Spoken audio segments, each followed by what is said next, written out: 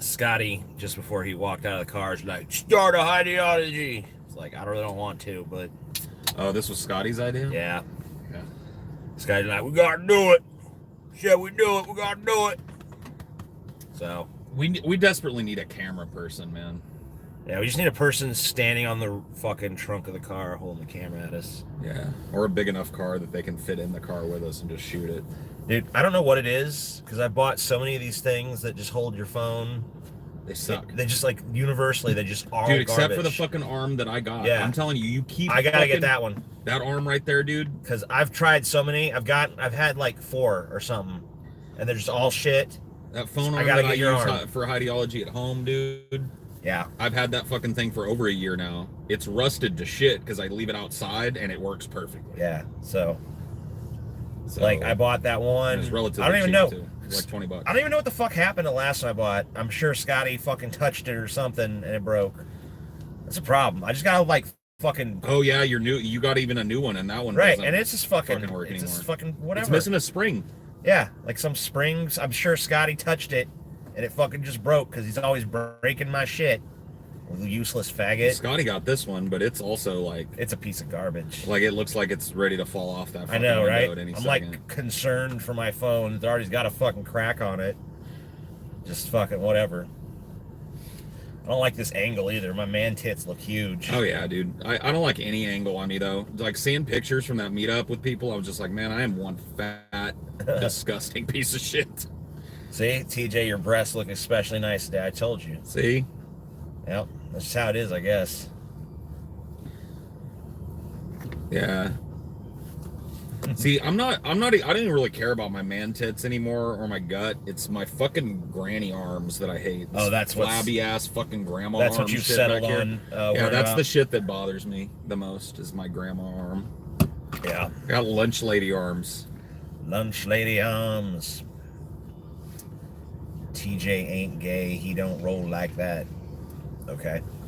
Since when? Yeah, like, what are you talking about? Really enjoyed chatting with you guys. Yeah, man, it was fun. I'm gonna show you Istanbul. Oh, you were there? Cool. Yeah, one of the dudes was there. I was the drunk guy who puked. I am still alive. Have a good trip. Hey, that's my boy. We remember you. I was telling people about you. So that fat dude that just gave us $4.99. It was his first time getting drunk, he told me. Yeah. Because what happened was, I walked in the bathroom because I had to take a piss. And it was a really claustrophobically small bathroom with a lot of urinals, like, really tight next to each other. But it was just me and him in the bathroom, so I'm like, all right, I'm going to take a piss now. So I'm sitting there holding my little dick in my hands, taking a piss. He's like, dude, you changed my life, man. I love you, man. I'm like, can we have this conversation like literally any other time but right now? But Paul said that he would have appreciated it because, I don't want to retry. Yeah, dude. I was like, I like a conversation while I'm pissing, but I like a conversation anytime. You know me. yeah, you I'll talk anywhere, That way. anytime about pretty much anything. So yeah, it wouldn't have bothered me. I've had quick little exchanges while pissing before. You know what I mean? Fun little exchanges about pissing, dude. Like sometimes at the movie theaters, you'll run into a dude that's seeing the same movie as you, and he'll say something like that. Has that ever happened to you? You'd be like, yeah. man, this Sure. shit's crazy, huh? Yeah, maybe sometimes. I think the most fail one you ever told me about, Paul, was when you were just recently. You were at that was it Panic at the Disco? Oh yeah. And some dude was like lame, huh, or some shit. Yeah, that dude was like, You believe these faggots, man? you know what I think? I think Panic at the Disco's a bunch of faggots. I was like, you're right. Well, I tried to change the way this is framed so that it shows less of my fat ass and more of Scotty and Paul, but Nah, man, I like the angle. it doesn't. I can't even. It works, whatever. Zoom in on my lunch lady arms. I'm so self-conscious right now. I look like Jabba the Hutt, dude. I'm feeling okay right now, but I'm telling you, like, last night, my night ended in a burst of, like, self-loathing because I was just looking at myself in these pictures and I'm like, fucking A, man. I'm a goddamn mess of a human being. Look at me.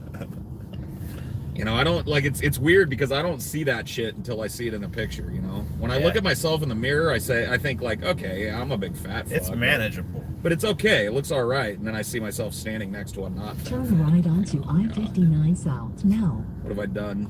It's like, What have I become? my sweetest friend. But I got to tell you though, going to the meetups and stuff, it's a good boost because everybody else there, well, not everybody, but most of the people there are fat as fuck too. So. Yeah, dude. We're fat fucks watched by fat fucks, and the occasional skinny fuck. But yeah, dude, our boy that puked, man, he was cool though, because like I remember he came up to me a few times. He was sitting with us over there at one of the tables out at the bar, and he was like, kept saying to me like, "Paul, your face is all wobbly, man." I was like, "Yeah, you're good and drunk, man." And then he projectile vomited. Oh yeah, dude. But the great thing about it was he stood up, he puked, everybody cheered for him. Then he sat down, and I went and sat down next to him, and I was like, "So, it's your first time getting drunk?" Because I thought he was going to be like, "Oh man, I don't know what's going on, man." Dude, he wasn't like that at all. I went down and sat next to him, and I was like, "So, your first time getting drunk?" He's like, "Yeah." I was like, "What do you think, man? What do you think about it? How do you like it?" He was like, "Yeah, I love it, man." I was like, "Sweet." A man after my own heart, dude. He's puked his fucking guts out everywhere, but he's still having a good time. It was pretty dope, I think he got some weed too. I think he was telling me that he smoked weed for the first time last night too. Well, I'm glad we could contribute to his life. His delinquency, yeah. Dude, I was just telling them before too. I was like, man, guys, every meetup we go, someone gets fucking sick and pukes everywhere. And like the whole night, I'm like, no one's puked. And I'm like, my mind, I'm like, all right. And I turn around and that dude just goes, like right out of his fucking mouth. I'm like, God fucking damn it! We were so fucking close. It's the end of the night. 10 more minutes, and I wouldn't even have known. But. Dude, it was very nice though, because there were people there that weren't drinking, and they all kind of pitched in. One guy took us home. Yeah. Why is it so blurry, TJ? What's your phone's problem? It's fine now. I don't know. It was blurry as fuck a second ago. I don't know, dude. It's fucked up. Maybe YouTube thinks that what we're showing here is like obscene. Yeah, it's trying to blur us. Blur it out. Blur J. Obscene.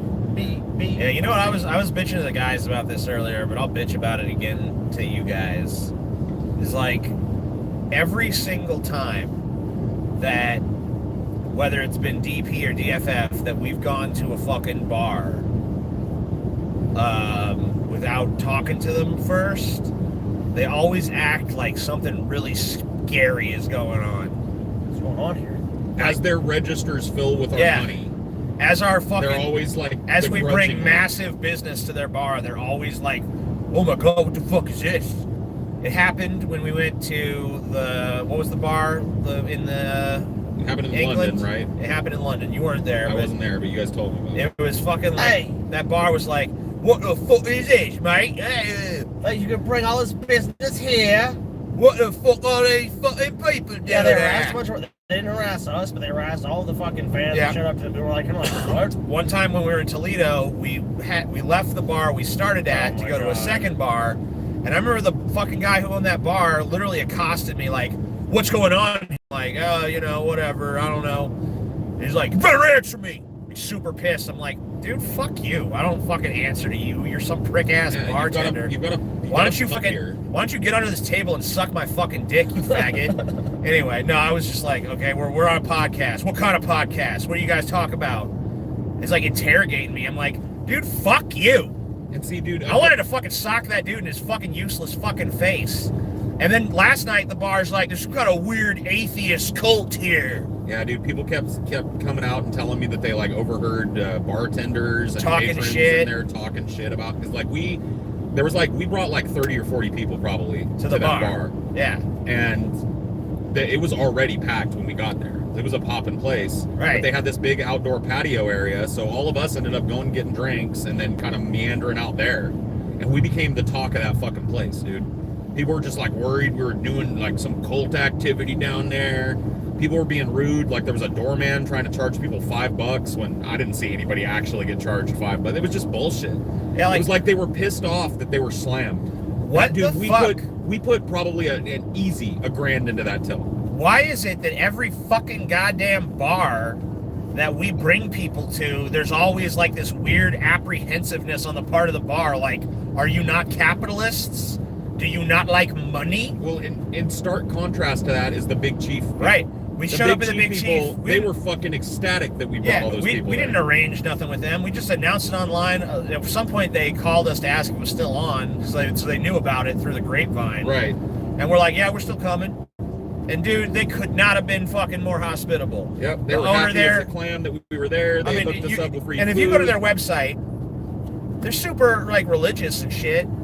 Like they got all this Christian bullshit on their page. Well, apparently they're the type of Christians that realize that atheist dollars spend just as well as Christian dollars do. Sure do. You know, we brought a bunch of fat asses in there that were hungry as fuck and filled that till with money and filled that tip jar with money. And their food was great, dude. They were happy as fuck to serve us. They didn't give a fuck that we looked weird. They didn't give a fuck that we were out of towners. None of that shit even came in. You know what came into fucking business? Money. Hey, here's some money. Here's a burger for your money. And that's what I like. Dude, they kept telling us all about the place. They kept telling me, they told us about the history. They were proud of that They place. gave us fucking t-shirts. They gave us free t-shirts. They wanted us took to... our picture in the guy front of told the us to fucking come place. back. Yeah, they were taking pictures. They posted stuff on their social media. They reposted our podcast like logo on their social media and talked about how we were there. They just couldn't have been happier to have business come through their fucking place. And it's like, so why is it that some Christian-owned burger shop that gets slammed with 58 fucking weirdos, including a goth dude in a kilt and all kinds of shit, you know? Yep. Like, that business is like totally cool and accepting and just happy to have the business and the money. But these fucking bars, universally, are just apprehensive, scaredy pants, little fucking faggot bitches who are like, oh, what's going on? I'm scared. We're getting business all of a sudden. And these people act like a fucking troop of neckbeards is like the scariest goddamn thing you've ever seen. Like, they would be less scared if we were like the Crips coming in there. Oh, fucking A, yeah. It's like, what the fuck? I don't get it. I don't get these fucking bars, man. Yeah, I don't understand. I don't understand anybody that's a proprietor of a business that gets slammed out with 30, 40, 50 people and is pissed about it. Like, that's just money. Yeah, I mean, like, if I was running a bar and all of a sudden 50 people walk in, I'd be like, fuck yeah, money. That's why you have a bar. Yeah, I mean, like, isn't that why you fucking own a bar to begin with? You want people to come in and drink and spend money there?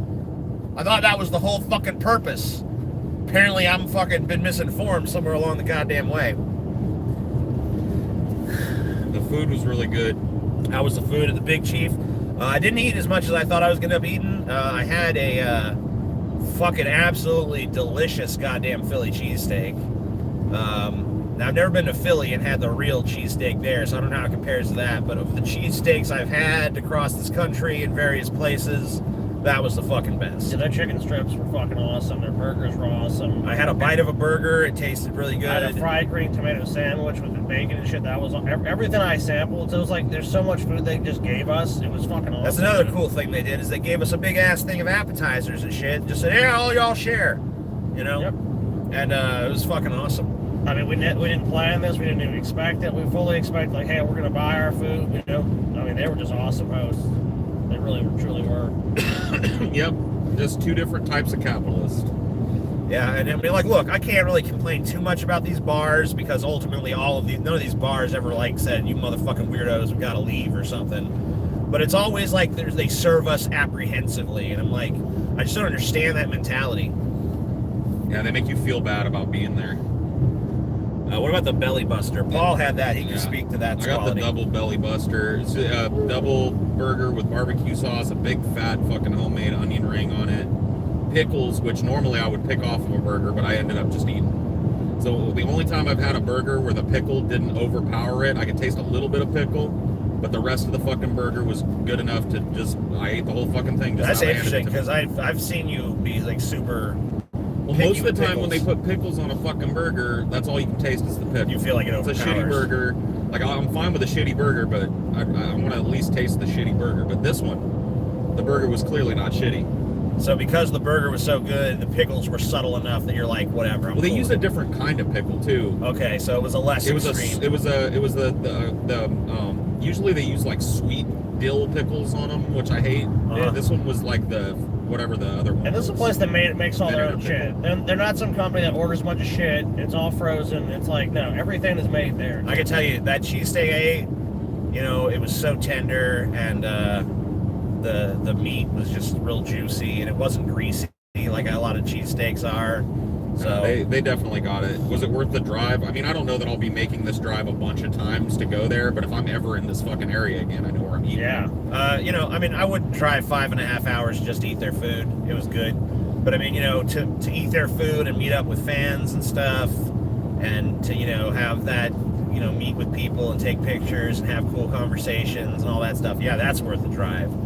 But just for the food alone, you know, I probably wouldn't drive 5.5 hours for it. But like Paul said, if I ever find myself in this area, which, you know, I very well might, definitely a place I'd fucking stop by. It's definitely in our fucking regional neighborhood, and to know that there's a place where not only we'll be welcomed and not look that weird, but where it's just like these people are there to do a business. Like, I respect that more than anything. I don't give a fuck what you believe. These Christian businesses and shit, I don't care. Like, as long as I can come in and fucking spend my money just like anybody else, Yeah. I respect that. And this is one of those places. So. And that's true capitalism. And, you know, that's capitalism at its best, when it brings people together for the fucking greater good of money. Yeah. Boycott Chick-fil-A, no thanks, I like chicken. Yeah, Chick-fil-A's never fucked with me either, so I don't give a fuck. Same thing with like In-N-Out Burger. They've got like a Bible verse on the bottom of all their cups. Yeah, like, I don't give a fuck. I don't give a shit. I've eaten In-N-Out Burger my whole life. They've never fucking proselytized to me outside of putting a Bible verse on their cup, which I never read, so I give a fuck, you know? Even if you did, it's not like it's converting you to Christianity. Oh, or wait a some minute. shit. I believe now. If the fucking food is good, I'm there. Just because there's a good burger, I might join a crazy death cult. Do you smoke on 420? I mean, yeah, I think all of us got a little bit of weed, but we didn't like have a holiday of it, you know what I mean? Right. I probably smoked less on 420 than I've smoked in Days. Same with us. I mean, we were on the road for most of the Yeah, I day, mean, so like, you it can't was really be smoking there. We're on the road, and, you know, we're on fucking, you know, outdoors in Alabama and shit. There was really none of that. Like, we didn't really smoke at the meetup at all, because it was Yeah. just like, you know, you're in a tiny little fucking Alabama town. I don't want anybody going to jail. Right, and you know, I hear Alabama is actually in the process of potentially decriminalizing marijuana, but it hasn't happened yet. So Right.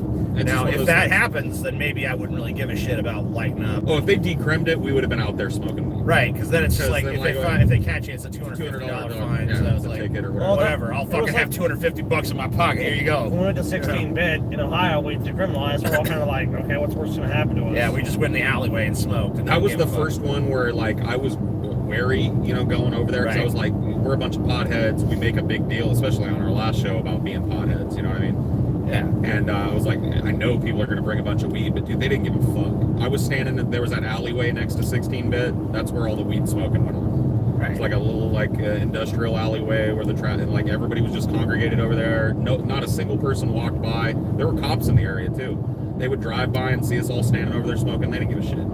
Yeah, they're like, And that's yeah, the way it's been well, in keep most it of in the alleyway. cities that we've gone to, honestly. I don't think LA it- was that way. I mean, Yeah. LA was the only one where we had cops come up to us. Yeah, that's true. They're like, hey, you gotta. But I mean, I honestly can't blame them. We were literally on a main street in Hollywood. Right, so There they're were kind of like, come on, 110 guys. neckbeards standing outside. Smoking Every other weed. one of them had a joint.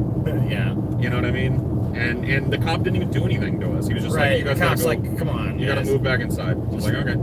Let's calm this shit down. You know, Yeah, they were chill. So there's like, yep, go inside with that shit. but I don't know how the Oh, cops. do you down know that there was would've perceived by been people or there? something like I that. remember I was inside. You guys were outside. It was like, cops are busting shit up. I'm like, what? And I went out there, and Paul's like, what? They're supposed to go inside. I was like, all right, whatever.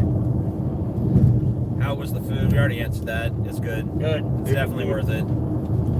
It's good Different food. cats in Alabama go to Dude, the big somebody cheese. can't take their eye off your left boob, TJ. Really? Whoa. Which one? This Your one? left, well, I guess, yeah. Your left Maybe boob, TJ. his left or your left? Yeah, I you know, because my left is here, but to you, this is the Yeah, left. TJ's left or your left? Or no, wait. Or his right boob? And is that flipped too? Because that might No, add I a think little that's bit. actually flipped. So I think my left is their left. So, okay. So I think, yeah, Fuck. I don't know. Whatever. My left boob is pretty impressive. It is. My left boob. TJ.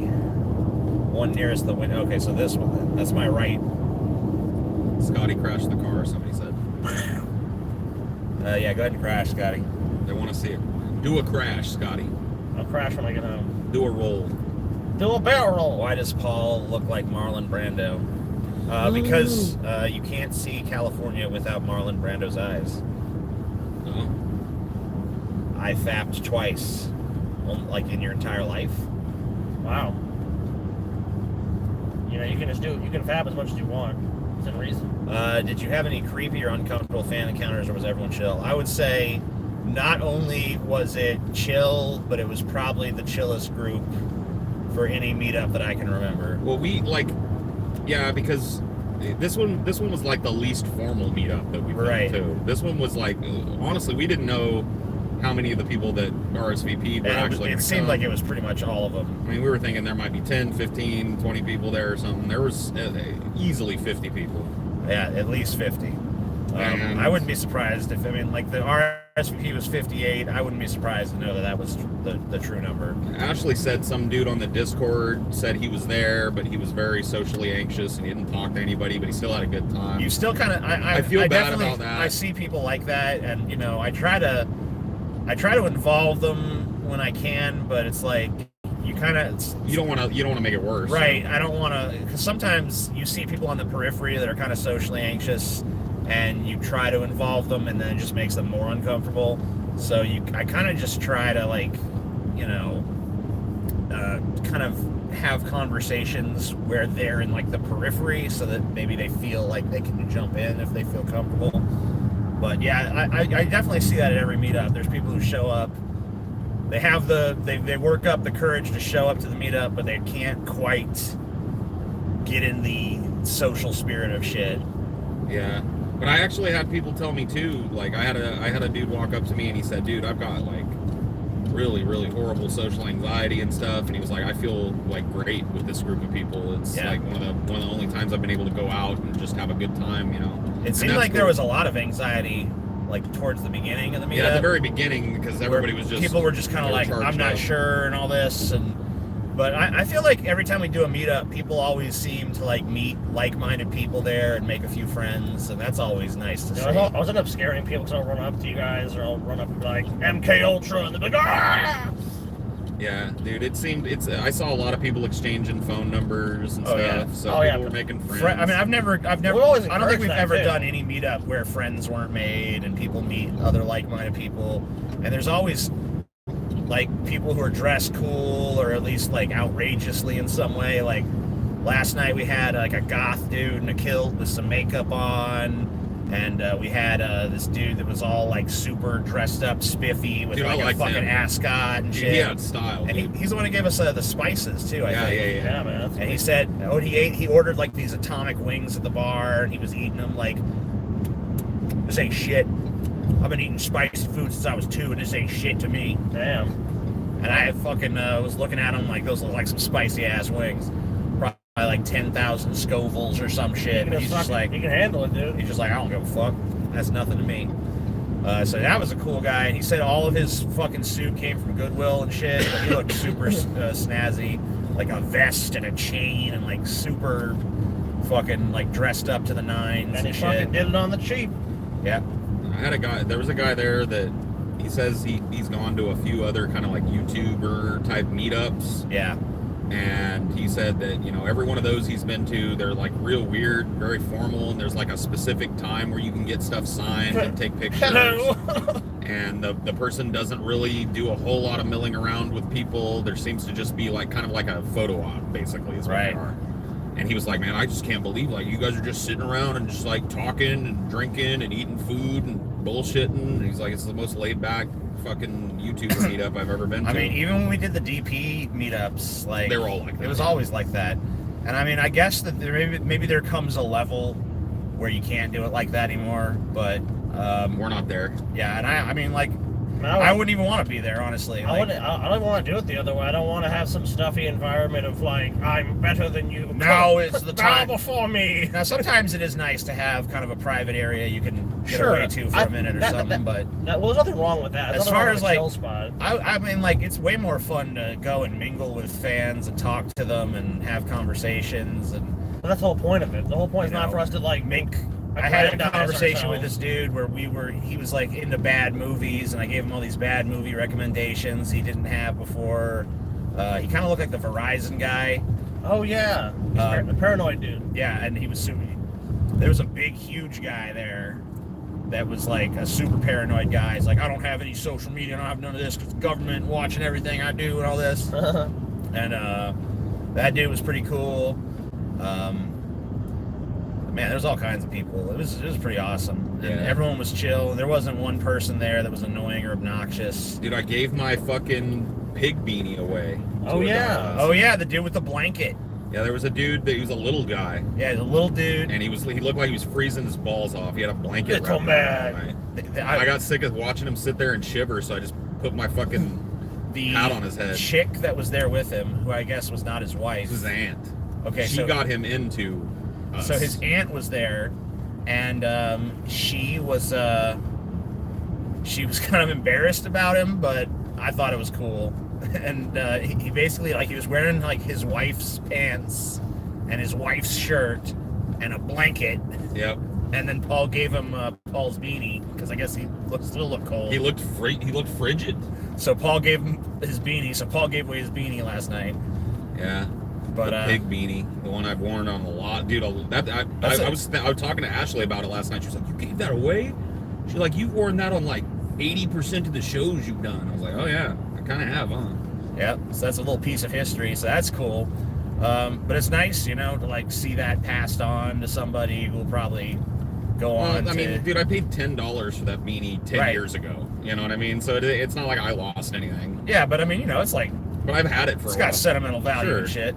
But, you know, it's cool that it found a new home last night, and, you know, it matched the dude's blanket, so... Yeah, the red hat, yeah. The one I was wearing in the last one of these we did on the way up. Yeah, that was super cool. That was fun. I think maybe I'll just do that. I'll just buy a bunch of beanies. Just give them away. Just give one away Everyone gets a beanie.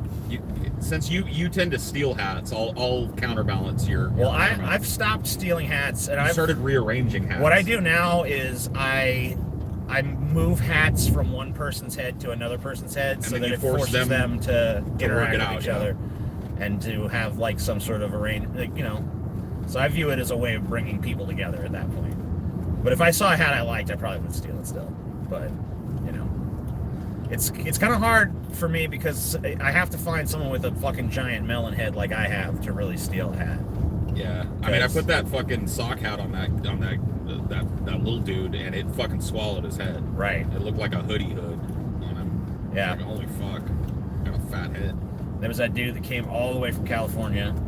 Oh yeah, he got fucked up and too. he got really fucked up. I think it was his first time drinking. 21. Too. Yeah. Well, it wasn't his first time drinking, but he had just turned 21. Right. He was pissed off because he couldn't come to the LA meetup because he was 20.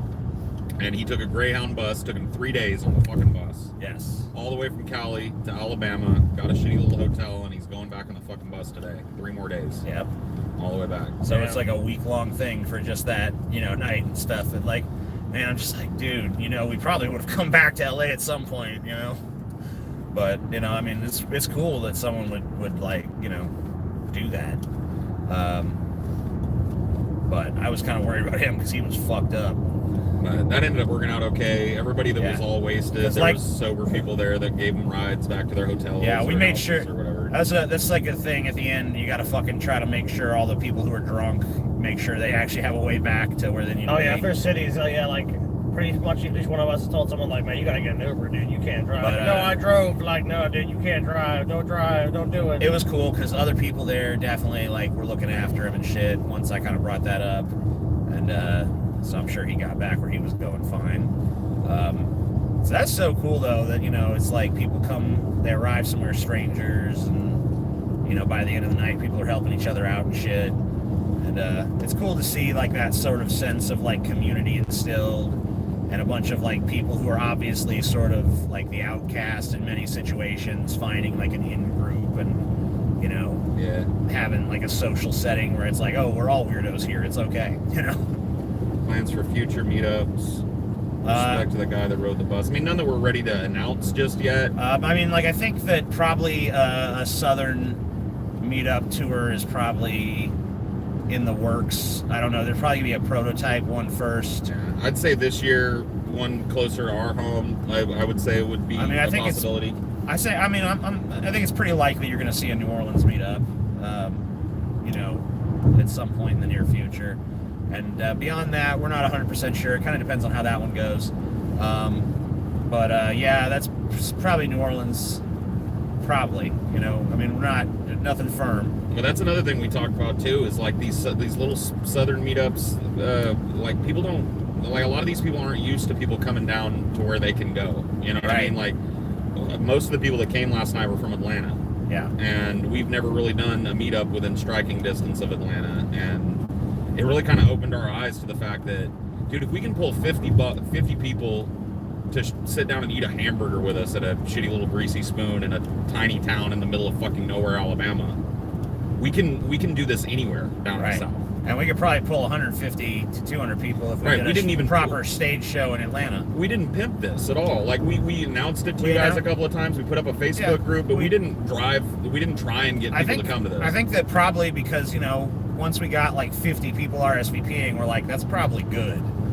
But yeah, I mean, like, I'd say that, you know, we talked real briefly last night after seeing the turnout here about like the possibility of doing like a southern tour and then maybe a Midwest tour or something. But like, you know, we're gonna hit up these places of the country where people don't go all that often. Right. So it's all up in the air, and we got a lot to figure out and a lot of logistics. And obviously, we're still trying to do a show every week and all this. And, you know, a lot of stuff has to be planned around. And we got a lot of irons in the fire with that, too. I mean, we're on the cusp of a lot of big changes to the show, a lot of upgrades. So a lot of stuff is going on. But I think on an audio guy. I think this year you could probably at least count on a big New Orleans meetup. Yeah.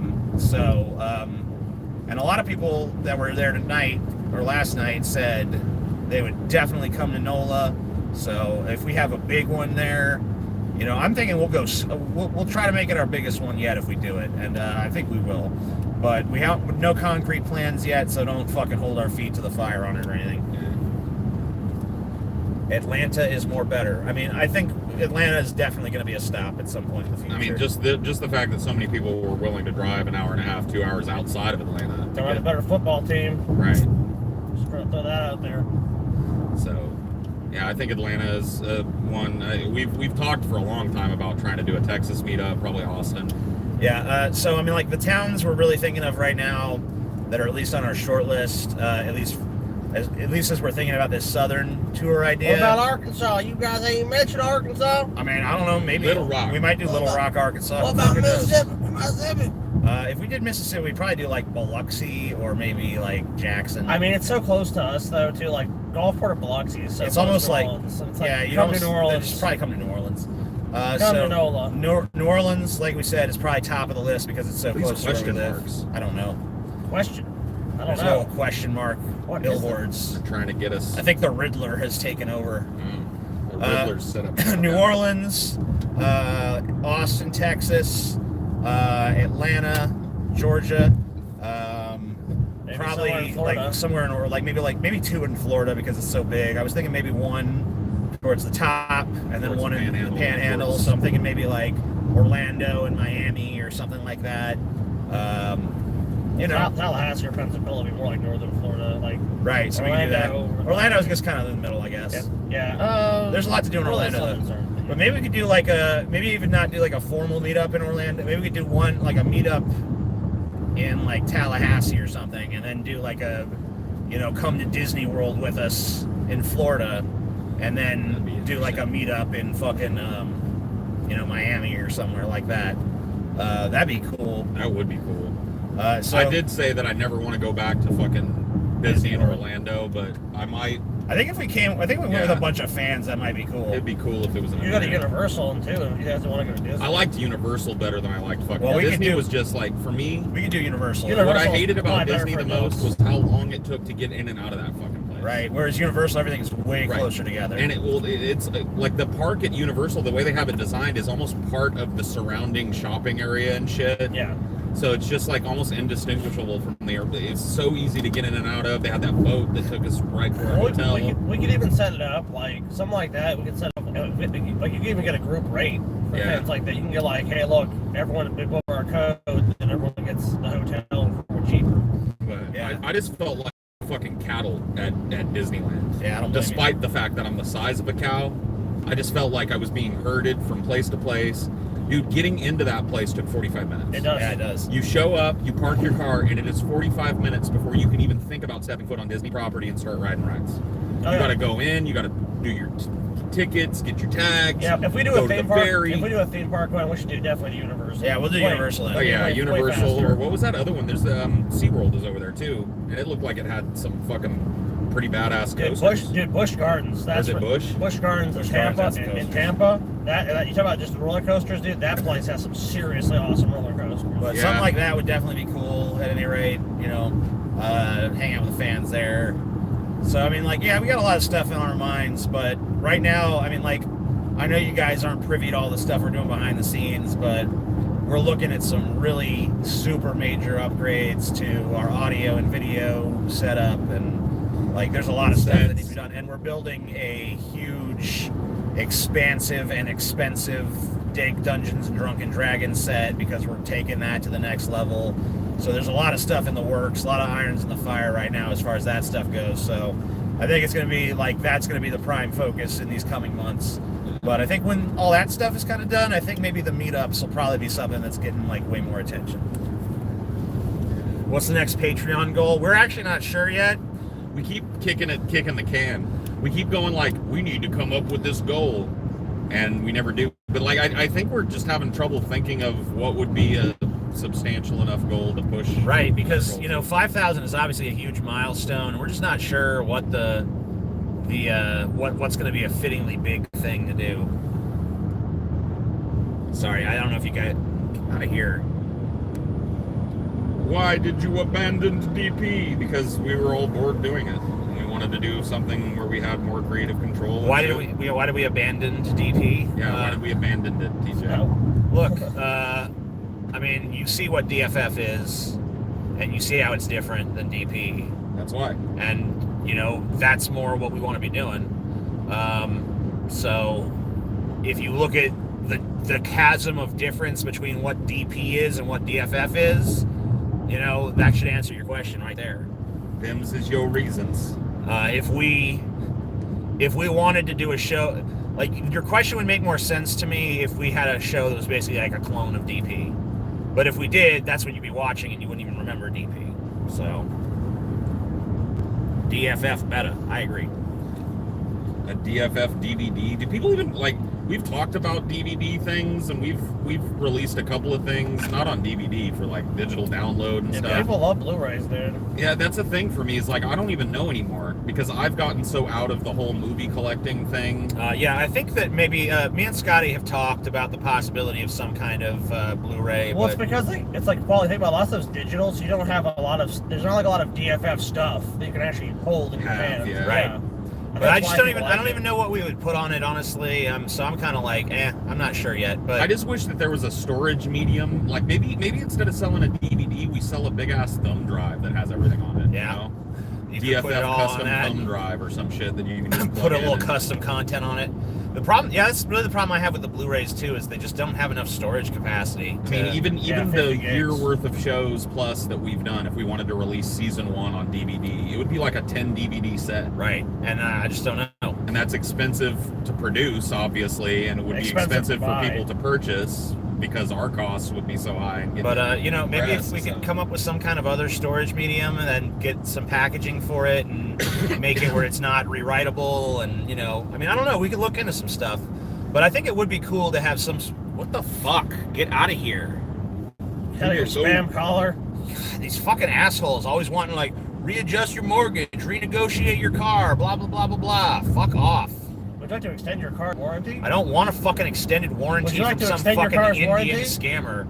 This is Bundesh with IRS. Fuck you. Oh, sorry. This is Bundesh with extended car warranty. Why do you need a physical thing for shows anyway? Well, I mean, it's just like for collectors, people who want something physical to put on a shelf somewhere. Well, you don't need it. It's just some people like it. It's not about need. It's about want. Yeah, I mean, like going to this meetup showed me that there's a dearth of like DFF merch because people want things signed. And people were asking about it too. Right. They were like, yeah, we guys gonna do shirts. When's there gonna be shirts and when's there gonna be this? And I when's mean, there gonna be that? the California dude had a DFF shirt, the limited run. Yeah, he had like, those one. super limited run ones. But yeah, we haven't really done a shirt. We haven't really done posters outside of the meetup context. But people want that type of stuff. Like they bring it for us to sign. I think you're definitely going to see some of that cropping up sooner rather than later for sure. Kansas City meetup. I mean, who knows? I mean, I think a fastest meetup. There's anywhere in the world. I mean, anywhere in the English-speaking world that we think we can draw a crowd, we'll fucking try it out.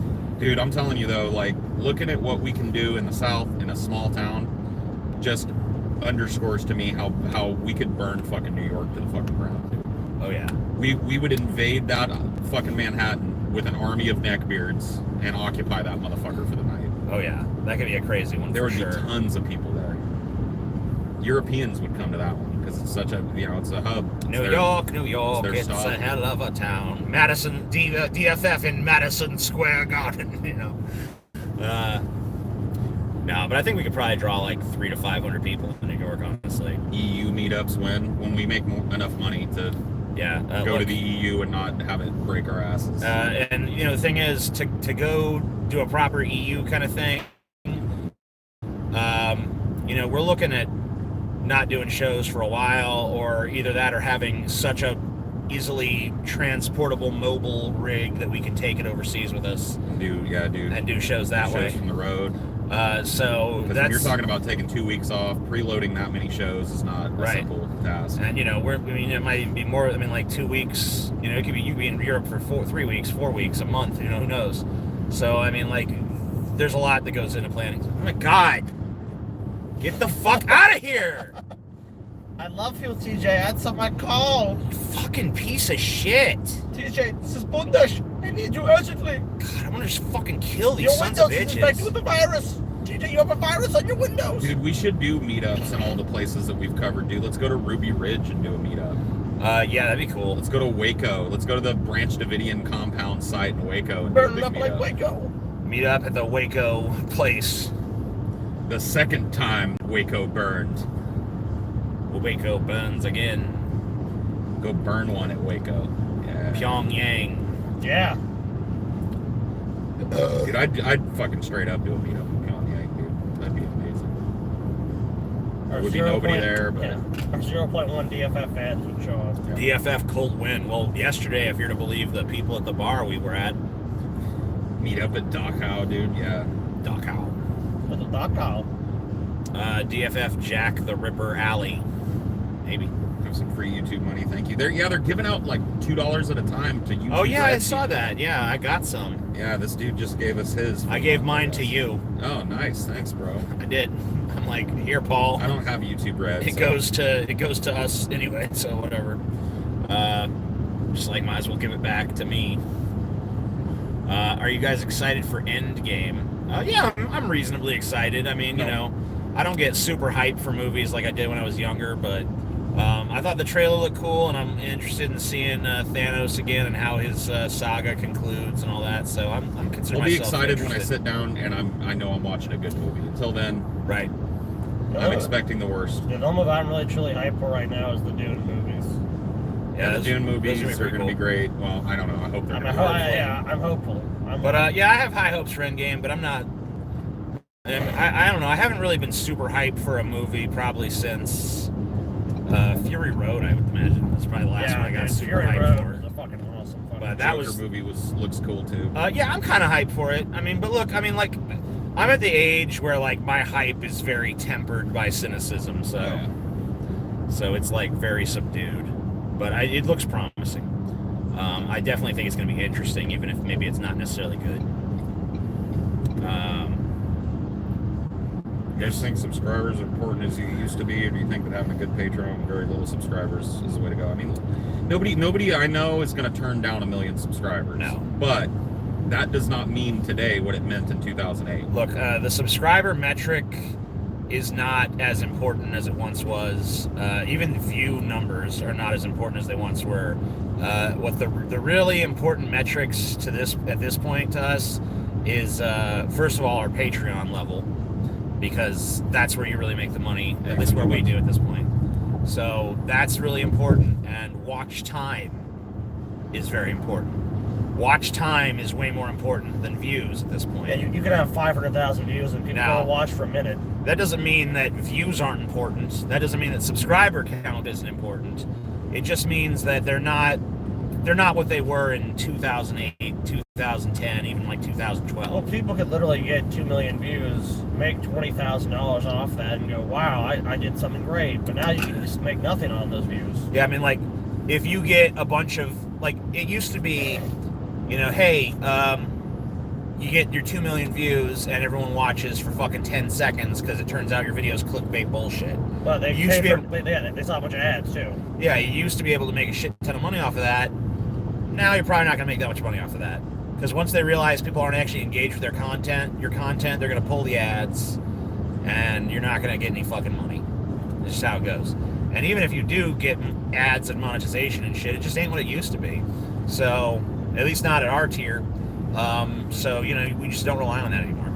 There's people that, like, now to make the same amount of money, they put, like, 6 ads in, like, 30-minute videos. Right, and I've seen, look, I mean, like, there's a YouTube channel, Progressive Voice, kind of like a Kyle Kalinske clone. And his channel's, he's fine, you know, he does interesting enough videos or whatever, but one thing I just despise about his videos is he puts, like, if he puts up a 30-minute video, there's like 9 ads in it. Yeah. And I'm just like, fuck that. He's having a scout. I mean, like that. But, you know, it's not even his fault. It's just, That's what like, it's what he's being pressured into doing by the system that he's being given. I mean, coming to Patreon and having that be the basis of what we're doing feels way better than having the kind of unknowable mind of YouTube hanging over everything that you do. I mean, Yeah. we're still beholding to that. Like, in terms of, like, they could shit can our channel and it would be a setback for us. But as far as, like, the people that watch us that pay us $5 or $10 a month, they're going to find us wherever we go. Right. So we've got this built-in audience who we're answerable to. Yeah. And that's, you know, to me, that's a way more fulfilling state of business. And it just feels better. I don't think there's anything, well, here's the thing, too. I don't think there's anything wrong with ads, but, like, one ad for a 2-hour or 1-hour video, that's acceptable to me. When you have to put 9 ads in, that's not... Why is somebody, you have to interrupt someone's viewing experience 9 fucking times? Right. I mean, That's too much. Go to a Progressive Voice video and just look at the amount of ad breaks. And it's so much better to be held accountable by the people that are just watching the content and making content for them and talking to them and doing polls and stuff, say, hey, what do you guys like? As opposed to just, you know, this YouTube shit where it's like you're beholden to advertisers. And it's honestly, it feels much better to be accountable to your actual audience than it does to be accountable to giant corporations. Now, obviously, I still do some ads and stuff, and you know, Vikings and various like mobile games and stuff. You know, so there's still a bit of that, but now it's like you have to. I actually have to make like a personal sort of connection with those people because YouTube is not bringing them to me anymore. So I had to go get them myself. But ultimately, it's way better to just, you know, deal with fans than it is to deal with, you know, big companies that have all kinds of weird expectations and don't really understand what you're doing. Pale skin is hot. Good. I got plenty of that. Oh yeah, shit, dude, Paul, you gave everyone a show when you put your Big Chief shirt on. Do you remember that, dude? Oh, yeah. Pale skin. Yeah, they got to see. Some fans got to see a lot of Paul. Got to see everything I'm packing. I have to wear shades just to look at Paul. Please get some sun on your arms, Paul. No, I don't want to get cancer. Get some cancer, I Paul. want to get skin fucking cancer. Why does Scotty look like Gene Hackman now? I didn't know if I did. Shut up. Gene Hackman. Do you guys ever miss making old videos? Wait, what is this? making what now? Old videos just ranting. You know, I don't know. TJ still does. I don't feel like TJ still makes rant videos. I don't feel like that's stopped. And I mean, like right now we're just in a car live talking to people, and you know.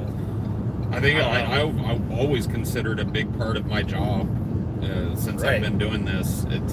Extemporaneous ranting is really what I do. And I mean, like, there's tons of that on our show. It's integrated into the show. You know, I mean, it seems like usually at least once or twice a show, someone's going to go off on a fucking tangent of some kind. You know, and obviously some shows are more conducive to it than others. One thing about DFF versus DP that I've seen is, you know, with DP, it was always kind of consistent because it was the same show all the time, which to me made it very boring to do as a show. Yeah. Whereas DFF, it's different, but fuck you. What the fuck, dude? You're just a popular guy today, Teach. It's not, I mean, like, with DFF, it's different because it's all over the place in terms of, like, what the show is and what it's like, and, like, the topic can change the whole tenor and tone of the show. Like, the last show we did was about unethical human experimentation, and it was, like, you know, informationally an interesting show, but in terms of, like, us getting to, like, flex our, like, funny muscles and all that shit, it's kind of like, you know, oh, these people were brutally tortured to death and then they died. What happened to the people that did it? And the people who did it got away with it. Yeah, and all right. Well, faith and in it's like, humanity whackity schmackity do. You know, it's like, what do you do? So, you know, that's kind of fun to face those kind of challenges, though. You know, iPads with service for Highdeology phones become a pest. I've never owned an iPad. I own one, but I basically use it as a teleprompter. Yeah, I know you can hook them up with cell phone service or put them on, you know, your wireless or whatever the fuck, and you can have, you know, the mobile. It might be smart to do, but I got to be honest with you, just like mounting up these phones, which are way smaller, is a pain in the ass. I can't even imagine what it would be like to try and mount up an iPad. Where are you going? We're going home. Going home, y'all. We're 250 miles from home. Yeah, we're going back home. Yesterday we went to the Big Chief and met with some fans and ate some burgers, and then we went to a bar and drank. So now we're going home. Oh my fucking god. What the fuck? Dude, just blowing you up today, dude. That's like the fifth one. It's like, there's been 5 of them in the last 52 fucking minutes. Fuck off. I don't want your shit. How many fans did you see? There were easily 50 there, probably over 50 at the Big Chief, and I'd say about 30 of those came to the bar with us afterwards. Right. And it was like a very, very informal, quick kind of like, we didn't plan anything. We didn't even know if we were going to the bar until we got there and chilled with people, you know what I mean? Right, because we were kind it was literally just, we were going to show up, have some hamburgers, chill with people for a couple hours and leave. And it ended up being, you know, we left, I think, at midnight last night or somewhere around there. Oh, like 11. Something like that. Yeah. So we ended up, from about 5 to 11, we ate and then went to a bar and drank and shit. It was fun. Yeah, it's about 6 hours. It's always a good, like, boost to see your fans, you know what I mean? Oh, yeah. I always feel like I come out of these meetups, even the smaller ones, with, like, a charged up kind of like, yeah, man, that's the people I'm making this stuff for. How many were female? I'd say, like, a fourth, maybe? a quarter, 10 or 15 women there. I actually had some dude who was like, "Just a fucking sausage fest." I'm like, this is actually like one of the most female yeah, dense it's like, meetups dude, we did. it's like the girls that were there with their husbands or boyfriends. Like, I don't want you to. Is DFF about hooking up with people? Yeah, sorry, our demographics don't skew totally heavily towards single young women. Sorry. Yeah, sorry, dude. We're not Wow. Asian. I mean, we've got quite a few of them. Oh my god, dude. Let's just answer and fucking give this person fucking hell, dude. What a fucking nightmare. I'm a fucking cocksucker, dude. This motherfucker calls you up, let's just answer and just tell them to eat shit and die. Or any of the females non-fatties, yeah, dude. Yeah. There were some chunky ladies there. There's some thick ladies. There were some not so thick ladies. There were people of every shape and size. Yeah. Literally. People of every shape, every size. Most of it was pear-shaped. I'm not gonna lie to you. I'd say that there was a strong contingent of fatties there, but we were certainly Dude, not. the vape nation was strong though, dude. Oh, yeah, There was dude. one point where I fucking walked outside and was like, and our group was just a cloud of fucking vape. Well, that dude, he's a wrench in here. The Oratorical came, so I got to meet one of our wrenches here in Highdeology, and he had a vape that when he hit that fucking thing, Oh shit. he unleashed a volcano, dude. Yeah. Dude, he was literally ripping clouds. He's a cool guy. Yeah, he was dope.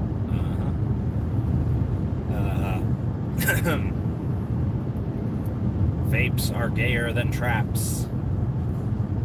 Did the big chief know you all were coming? We never told them, but I guess they found out through the grapevine, and they did reach out to us about a week before. I talked to them on Facebook about a week before.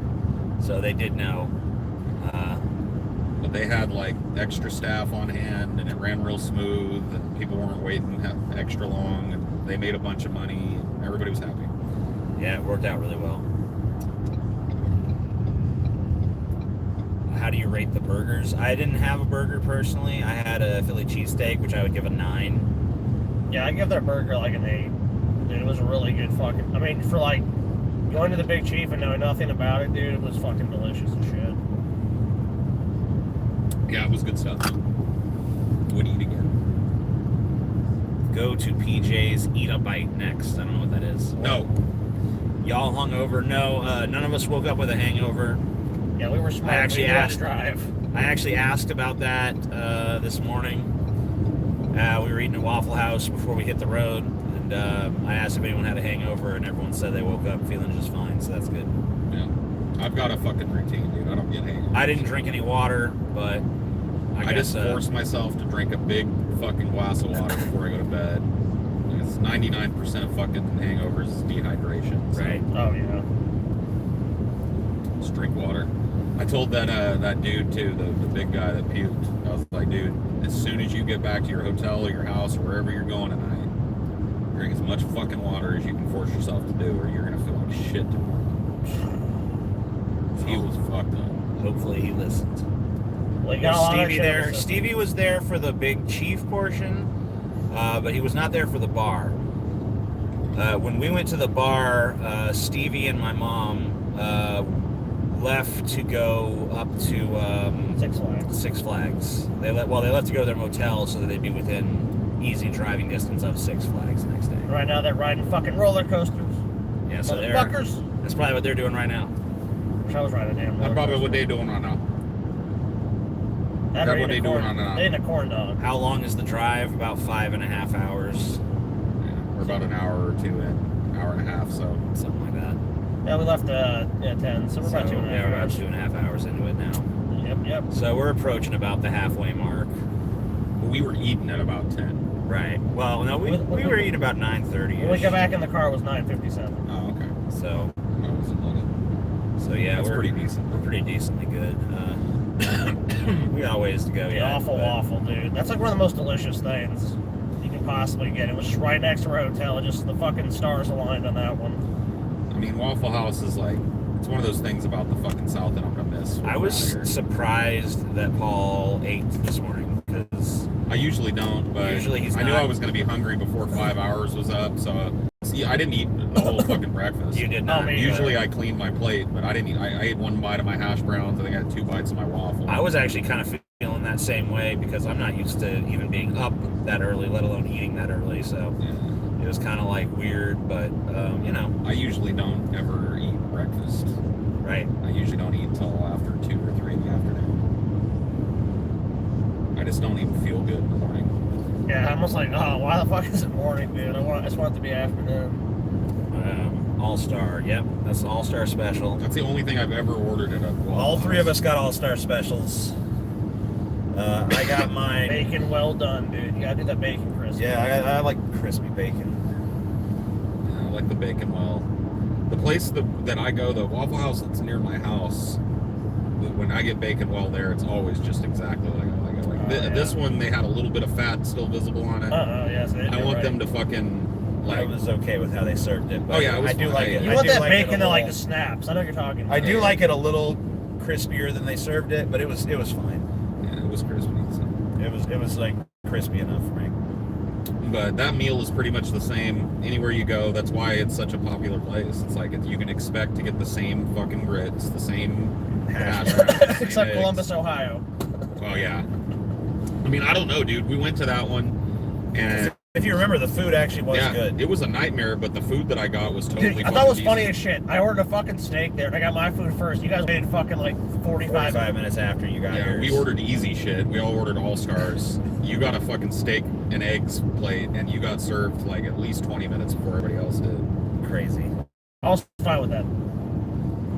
But yeah, the consistency was still there in terms of like the quality of the food and shit. It was all good. Do you guys have sympathy for school shooters? I do. I have sympathy for every human being on the planet. I have sympathy for the extent. I have sympathy for the school shooters, and I obviously have sympathy for the victims as well. And for parents of school shooters, and for parents of victims, and for school administrators, and for other people who went to the school. I mean, you know, I think anybody who's connected to a tragedy like that in any way, shape, or form deserves some measure of my sympathy. My sympathy is, I mean, whatever, you have your sympathy, but I mean, like, it's literally the least you can do, and it's literally nothing. Right, I mean, well, sympathy is not an action, it's just an emotion. I mean, I get that, but I'm just saying, like, to me, it's like, oh, I'm sympathetic to that, or I'm empathetic to that. I get that's an important part of society and having a larger, you know, culture like we do, like a civilization, but it ultimately doesn't do anything to solve those issues. So it's like, no, it doesn't. I mean, I never made any claim otherwise. No, I'm not saying you did. I'm just saying, like when people bring that kind of stuff up, like, do you feel sad or bad about it? It's like, well, sure, but at the same time, I mean, when it comes to those people who shot up the school, specifically, you know, look, I understand the impulse towards violence, and I understand. I think fucking everybody does. Yeah, I mean, honestly. everybody. I think most people get it. And I understand the feelings of being an outsider, and I think a lot of people understand that as well. Well, it's an empowerment for a lot of these people. And I think that, you know, a lot of people feel like this desperate act is the only way to be heard and all this stuff. Look at that girl we covered on Flash Side last week. Yeah, I just wish that maybe they, you know, could get some kind of proper mental health care in this country, and unfortunately it just doesn't seem to be the case right now. Well, we covered that, you know, she idolized the Columbine shooters, and, like, she basically shut down the Denver metro school districts. Right, single-handedly. And that just shows you the power that people have now, because it's happened so often, and just the threat of it. Just saying, one person saying, I'm going to go do this despicable act is enough to make people go, like, we'll do whatever you want, just get away, oh my god, manhunt. It's just crazy. Yeah, I mean, I went a lot of years because, you know, the media does this. When you hear about people that perpetrate these things, they're monsters. They try and dehumanize them to the point where you'd almost be silly to try and empathize with them. And I existed in that place for a long time. You know what I mean? I looked at these shooter guys and I saw nothing human in them. You know, and I still, you know, utterly repudiate what they did, obviously. Yeah, sure. But it's still, like, there's a human being at the other end of that. I mean, that was a baby at one point, that had parents, that had a hard time growing up, that dreams and aspirations, everything. Just like me. And if you don't see that in any of these fucking people, then I think you're narrow-minded, honestly. Like, I think that for me, I try and have this like broader mind when it comes to humanity, because we're all fucking locked in the flesh prison. Right. You know what I mean? We all have... And I mean, if you look at our episodes that we've done on serial killers, I think that our impulse on the show has pretty universally been, you know, obviously it's easy to condemn these people as monsters and all that shit, and plenty of people have. So let's go the other route. Let's show you the humanity of the most inhuman people you could fucking possibly imagine, serial killers. Because they're not inhuman monsters. They're human beings that are fucked up inside for whatever reason. And you know, we like to show that. And I think that's why our serial killer episodes are some of our most popular, because they give people a different perspective on, you know, these people who have been, you know, I mean, like, you watch the Gacy movie that Paul watched in preparation for our Gacy episode, and it's basically like a joke. It's not anywhere near the truth of what happened. It's just like, there's a monster and he's evil and he snarls and he leers and he cackles, and, you know. I mean, even when we talk to other people, it's just like, I'm a bad guy, I've done bad things with a lot of boys. It's like, what? He's not even a real person. He's just a fucking monster. Yeah. And like, even I watched recently My Friend Dahmer, which is an adaptation of a graphic novel that I own, that I let Paul read as well. and we both enjoyed the graphic novel a lot. I watched the movie, and even the movie, even though it stayed true to most of the story, it still felt the need at the end to kind of be like, do this like horror movie shit where all of a sudden he's a monster.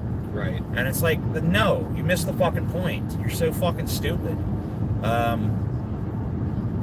the movie wasn't that bad, though. It's scarier to me. Like, a monster is one thing. It's scarier to me that they were humans, honestly, because it opens up the door of possibility that any of us could have a break and do something like this. It's, you know, given some very, maybe even fundamentally, like, insignificant changes in your childhood or your upbringing or your genetics, you could have been a Jeffrey Dahmer. You could have been a fucking Ted Bundy. Oh, you got hit in the head. You could have been a Dylan Klebold. You got Eric fucking, your dad and mom fought a lot and they were alcoholics, and, you know, you just get the right series of triggers in your brain growing up, and then all of a sudden it's like, you know, I'm going to shoot up a school, or I'm going to murder people, or whatever the fuck sick, crazy shit you're going to do. And, you know, it seems like that people want... There seems to be this desire for people to understand why these things happen, but they don't want to take the hard look at the people that perpetrated it. And for me, that's fundamental to understanding why these people died, why, you know... You know, and it's important to remember, too, that this is not...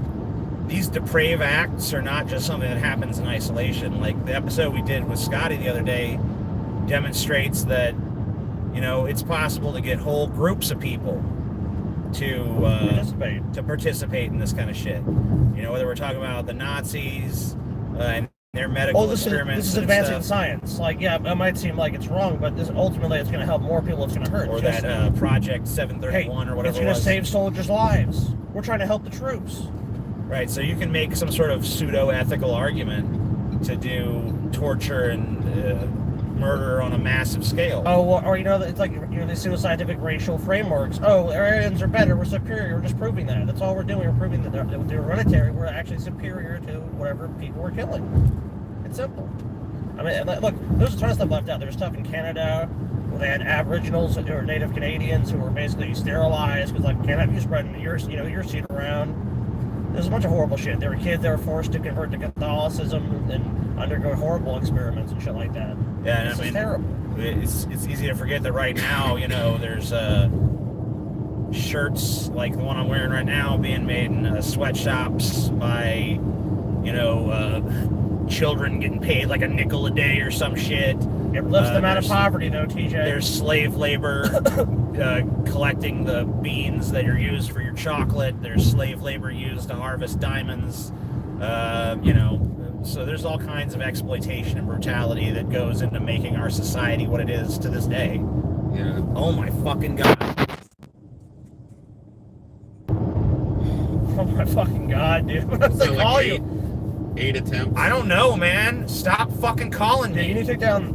You need to fucking find out who was calling you and fucking report their fucking asses, dude. I don't even know if it was the same fucking thing. Yeah, I don't think it was the same number every time, dude. Who the fuck even was it? I don't know. Yeah, I blocked them now. Yeah, block their fucking number, dude. Fuck them. You know, just give me that number. I'll go on Verizon and fucking block I blocked them. it. I already blocked it on my phone. No, I'm just gonna block them from ever just calling any of our fucking numbers, dude. Oh my god, I've never seen it this bad. It's fucking ridiculous. Yeah.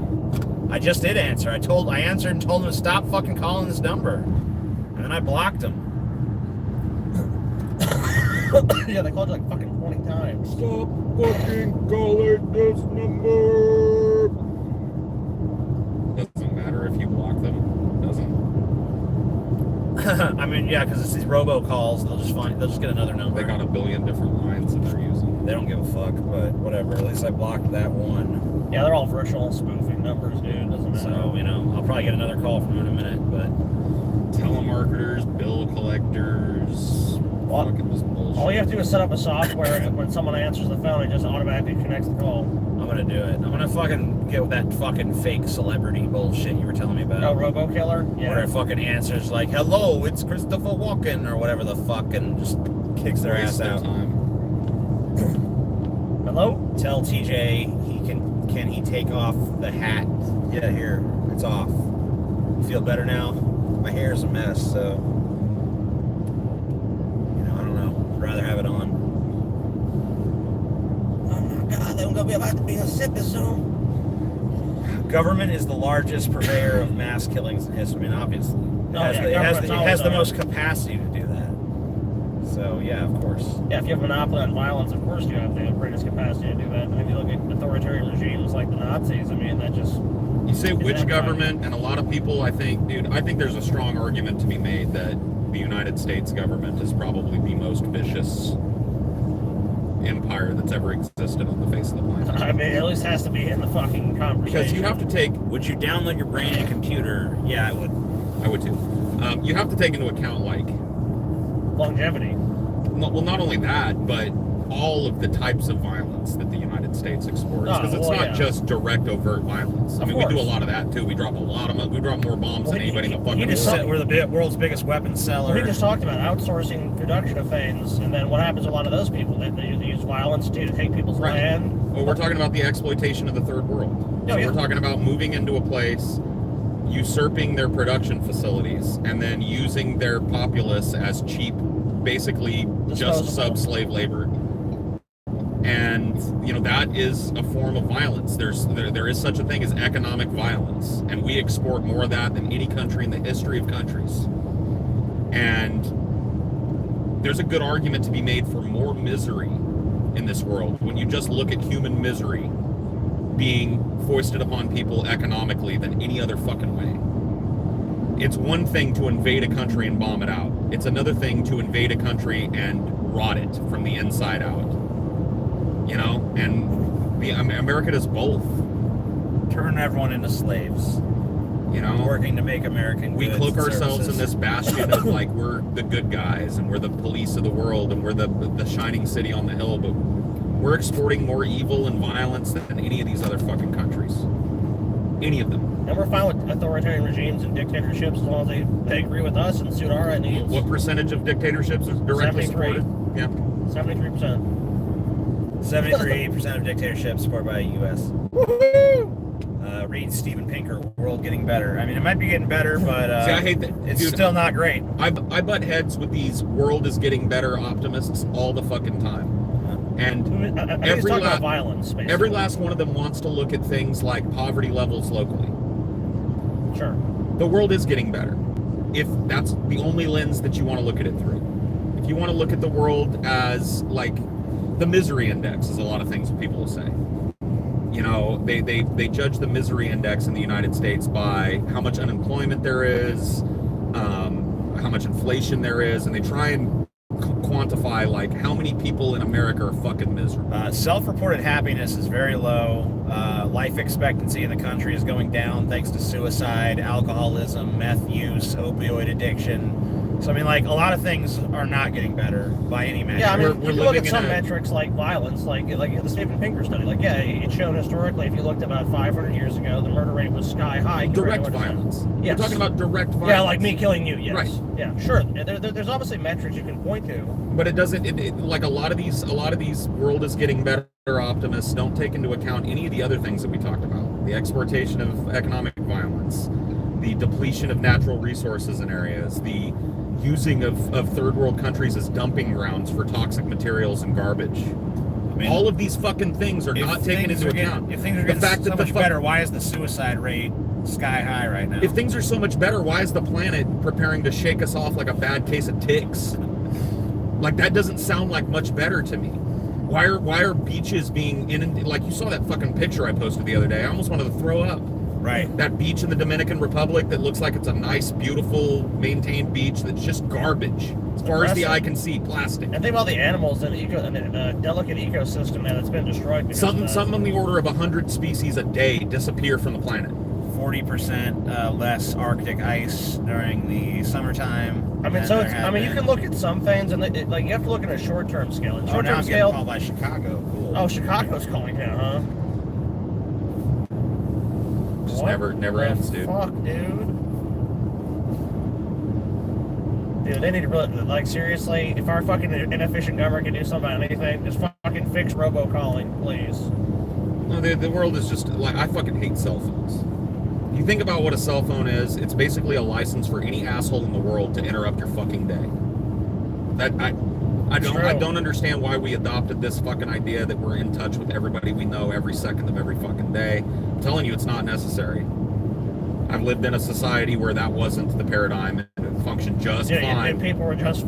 I know, dude. You It's had like, answering machines. If somebody really needed to get a hold of you, guess what they did? They left you a message. you know what they really need to develop with cell phones, and maybe it's already been done. They need like an app or something. If you don't want to be in communication with people, and just like nope. Or just Well, they've got like do not disturb mode, but the problem with that is you miss total. calls that you want. I'm just talking about total things where it's like maybe from like 10 o'clock at night to fucking 10 o'clock the next day, like your phone. Yeah. Unless it's like unless there's an emergency, like you can give people like an emergency code to get through to you. Beyond that, fuck it. Yeah, next time I do a stream, I'm turning fucking do not disturb mode on because fuck this. Well, I agree with Paul. It's like there's an expectation. It's like with emails at work and like other things where it's like constantly like you have to be in touch with people. Oh, I gotta be in touch. Gotta be in touch. Gotta be in touch. Ridiculous. People get pissed off. There must have been like 9 or 10 fucking attempts to call me by these numbers during like an hour and 15 minutes we've been doing this fucking stream. It's fucking ridiculous. So invasion of your fucking privacy at a point. It's like you're trying to do something and you're constantly being hit up by some fucking telemarketer. We don't give a fuck about whatever you're selling. Fuck your bullshit. We don't want it. We're not buying. I just text if I know my friends are going to be busy. That's the thing is most people I know, unless they really desperately have to get in touch with me, will text. And that's fine because I can check those at my leisure. But these robocallers, they don't fuck with that. They call and they call and they call and they're trying to collect bullshit debts or they're trying to get me to expand my mortgage or extend my warranty or take a free cruise or whatever the fuck nonsense their scam is doing. I just wish that I wish this device here was everything but a fucking phone. I wish it did all the stuff that it does except it wasn't a phone. Then I'd be totally cool with it. Sounds good to me. And then I'll just hook a land. There's another one. Yeah, you blocked it. Now they're fucking calling. Now they're calling from Chicago instead.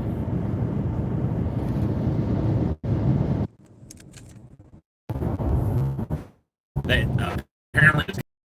Oh, dude, somebody got your phone number last night. You think so? Yeah, it must be, dude. Because I didn't give it to nobody. Unless Scotty did or Did something. you show somebody your phone? Don't think so. Yeah, I don't know. This is just Mr. Individual in me. So looks like I got a new number, TJ. Yeah, time to change my number. Individual. That's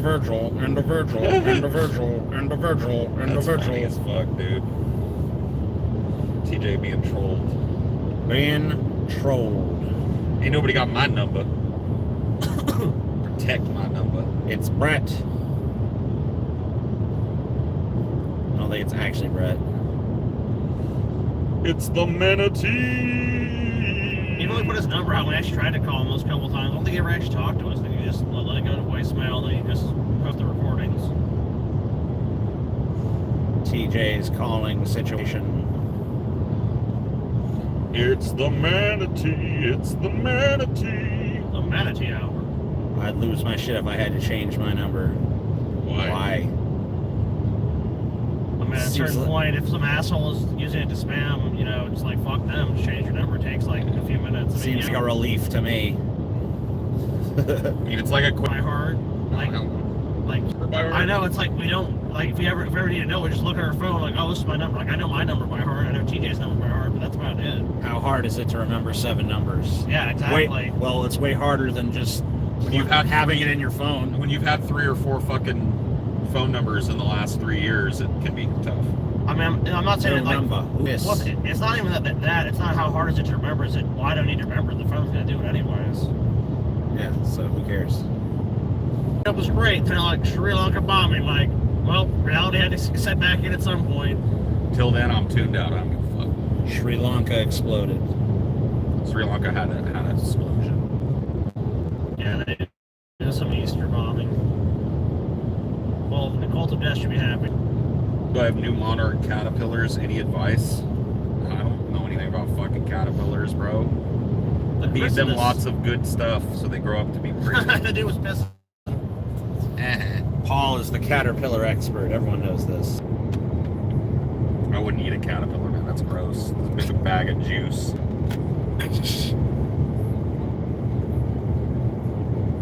Eat a Google it. grub, Paul. Eat a Google grub. what? How's the drive going? Well, Scotty's the one doing it, so how's it going, Scotty? It's going. It's going. We're heading forward. Fatterpillar? A fapper-pillar. Fapper-pillar. A fucking caterpillar just constantly stroking his cock. Lake Titicaca meetup, maybe. Any day now. Zaxby's or Chick-fil-A? Definitely Chick-fil-A. Dude, chick for gays for sure. The Raising Cane's though, also having that conversation. Are you in Louisiana yet? No. We'll be in Louisiana. Dude, Scotty has this thing where his radio like alerts him to when certain things are playing on different stations because he has like Sirius XM and shit. And one of his alerts is for Seven Dust, dude. I never knew that about Scotty. Never knew Scotty was a Seven Dust. Yeah, I never knew Scotty was a Seven Dust fan. I'm not like a huge fan of them, but I definitely do it for a lot of different artists. Like I'll do it for I have like one. Because I know you have one for Nine Inch Nails. I know you have one for Tool, Metallica. I've seen it for Manson. Bowie hasn't popped up fucking once. I know, that's kind of weird. I'm surprised. We've been in the car for a while. Yeah, you'd figure they'd be playing more David Bowie. He's I know, super popular and shit. I usually get a Bowie one if I'm on a fucking longer drive. It's really weird. I have one for Taylor has some like In This Moment. She likes In This Moment. Yeah, Gross. Whatever, man. No counting for taste. Gross. Which one of you guys would cut your hair first? Paul looking shaggy. I ain't cut my fucking hair now. Taco Bell is supposed to be cheap, but because it's Scotland, it's probably pricey. Huh? I don't even know why I read that. I'm sorry. Yeah. Because Scotland pricey. Scotland pricey, so taco no good there. I don't know if I would want to go to a Taco Bell in Scotland anyways. I don't think they have Taco Bell in Scotland. I'm pretty sure they're only in the U.S. I don't know. Yeah, I don't think they're. I don't think they're. I know they tried to get them in Mexico at one point. No one wanted them. Why the fuck? You don't need them. You get a better taco on the fucking street corner. Yeah, Taco Bell's one of the cheapest fast food places there is. So if you're paying $10 there, you're fucking nuts. Well, it depends how much you're getting. If you're getting like five. Oh, so there's Taco Bells in England? Okay. There are? I didn't know that. I know they have them in Canada, but every Taco Bell I went to in Canada was fucking gross. Gross. They have fries there too. I mean, they introduced fries back here. Dude, the fries they had back in the day, like the 90s Taco Bell in the U.S., were fucking delicious. They brought some back and I tried them. It's like, man, this sucks. Yeah, I don't know if you guys. I think we were just like a test mark for it. Yeah, we were. But back in the 90s, made seasoning packets with them and shit, and they were so good. They were way fries they've all tried. I don't know why they didn't become an action. They're fucking delicious. Whatever. That's why my little packets are Taco Bell. Like the connection's getting pretty. Thank you guys.